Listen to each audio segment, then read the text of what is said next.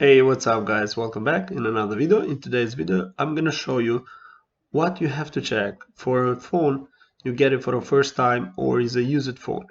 So you go to the phone, you click on calls and you type this code 0 and hashtag, and then you're gonna appear with this. So in this case, you can control the whole phone, what it has and what the problem can the phone have.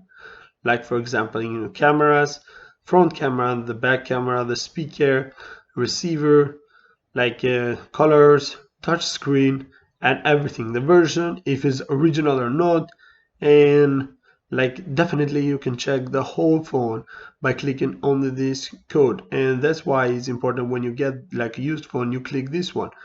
Another thing, what you can do, you can go to settings and click about the phone, and you can see if this phone is genuine.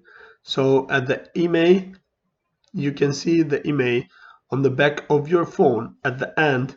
If the email is the same with the one you have written there, if they are the same, it means like maybe nothing was changed from your phone.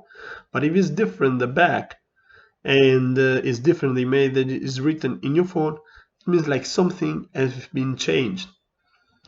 Another thing you can see is for how many times uh, this phone is being used, like how many hours, and the phone status, if it's official or not.